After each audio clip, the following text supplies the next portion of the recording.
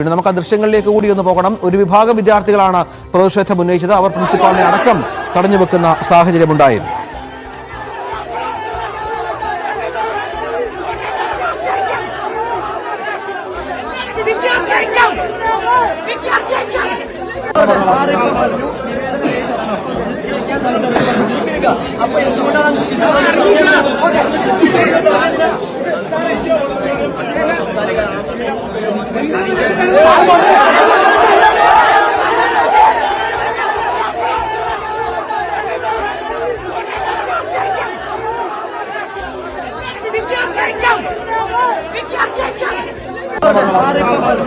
Dani ഇപ്പോൾ തുടരുന്നുണ്ട്. Dani, ഇത് നമ്മൾ നേരത്തെ പറഞ്ഞതുപോലെ ഇത് ഇവിടെ അവസാനിക്കുക എന്നുള്ളത് നമുക്ക് അങ്ങനെ പ്രതീക്ഷിക്കാം. ഇവിടെ അവസാനിച്ചേക്കാം ഈ വിഷയം. ഇത്രയധികം പിന്തുണ പൊതുസമൂഹത്തിൽ നിന്ന് കോളേജിന് ലഭിച്ച സാഹചര്യത്തിൽ ഇത് ഇവിടെ അവസാനിപ്പിച്ചേക്കാം. മറ്റ്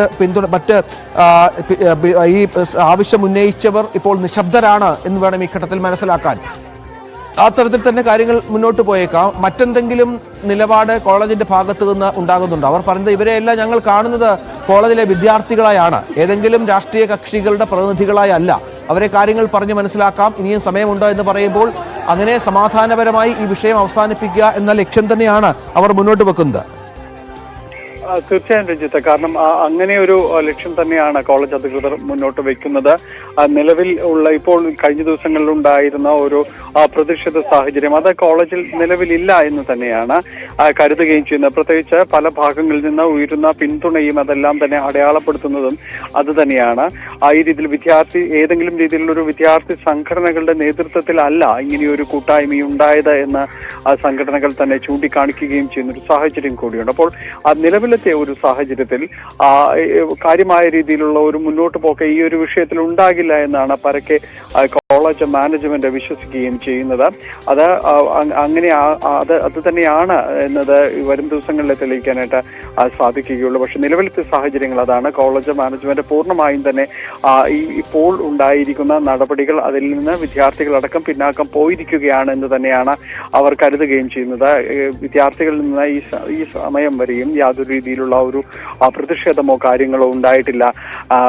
മറ്റൊന്നും തന്നെയും രൂപപ്പെട്ടിട്ടുമില്ല.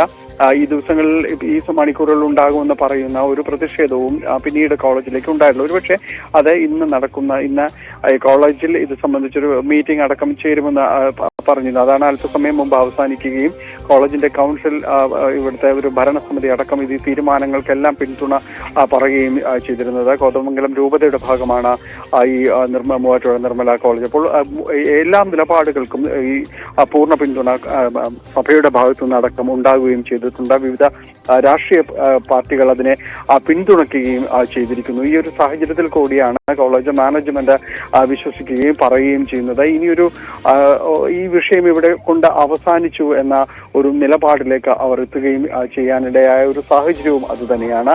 ഇനി ഇത്തരം വിഷയങ്ങളിൽ ഇനിയൊരു ചർച്ചയില്ല എന്ന അസന്നിഗ്ധമായിട്ട് തന്നെയും കോളേജ് വ്യക്തമാക്കുകയും ചെയ്യുന്നുണ്ട്. നമ്മളത് ആവർത്തിച്ച് ചോദിച്ചു, ഈ വിഷയങ്ങൾ ഇനി ചർച്ച ചെയ്യപ്പെടുന്ന ഒരു ഘട്ടമുണ്ടോ എന്ന് ചോദിച്ചപ്പോൾ അങ്ങനെയില്ല. കാരണം ഇത് കോളേജിന്റെ ഒരു വ്യക്തമായ ഒരു തീരുമാനം തന്നെയാണ്. ഇത് അനുവദിക്കാൻ കഴിയില്ല. പ്രത്യേകിച്ച് ശ്രീമതി ഫാത്തിമ